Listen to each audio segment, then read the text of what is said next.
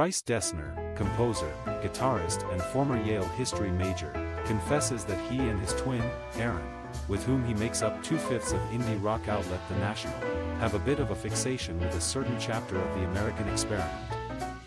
My brother and I have always been passionate Civil War buffs, he tells Billboard from Melbourne, where the band has just played 2 shows at the Sydney Meyer Music Bowl.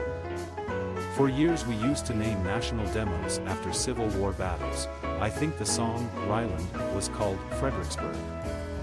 You could call it kismet that the 47-year-old composer's latest scoring endeavor is for Apple TV Plus' Manhunt, a historical crime thriller centered around the aftermath of Abraham Lincoln's assassination in 1865. The 7-part series, which premieres March 15th, follows U.S. Secretary of War Edmund Stanton, played by the Crown's Tobias Menzies, as he tracks down Anthony Boyle's runaway John Wilkes Booth, a bloody, intense chase that Dessner says was like running a marathon 7 times to write the music for. To capture the scale of the tragedy's impact, which risked putting Lincoln's post-war plans for Reconstruction on the brink of collapse, Dessner threaded subtle electronic embellishments into an orchestral tapestry of strings and brass, all while honoring the American folk traditions of the time with the occasional fiddle or banjo.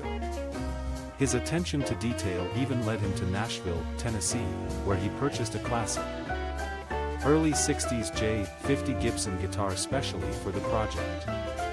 It's quite minimal but very specific, he says of the soundtrack, which follows his previous work on films such as Alejandro González Iñárritu's The Revenant and Zach Braff's A Good Person.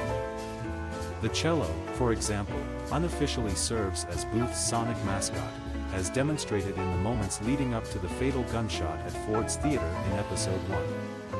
The droning instrument lurks beneath the surface as Boyle meditatively recites dialogue in sync with the play being performed on stage before bursting into the president's box at what he clearly hopes is the juiciest moment to aim, fire, and declare, freedom for the South.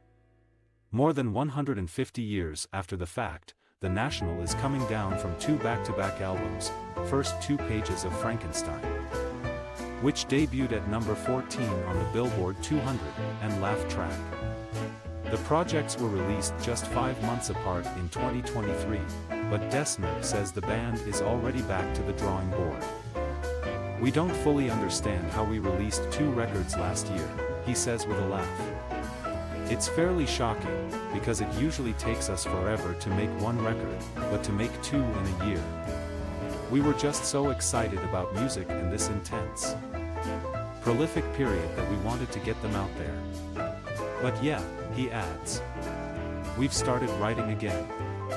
So, too, have Dessner's friends and past collaborators, including esteemed Vincent's Annie Clark. The musician recently unveiled a new single, Broken Man, and announced her album All Born Screaming. She's one of my really old friends, Dessner says. She and I met playing in Sufjan Stevens' band in the early 2000s. I think Annie was like 18 or 19. It's always exciting to see what she's doing, and mind-blowing. As for Taylor Swift, whose Folklore and Evermore albums he helped work on with his brother, Dessner says he's very excited for Tortured Poets Department to arrive April 19th. It's good, he reveals, smiling. I can't say too much but, as usual, she's a genius.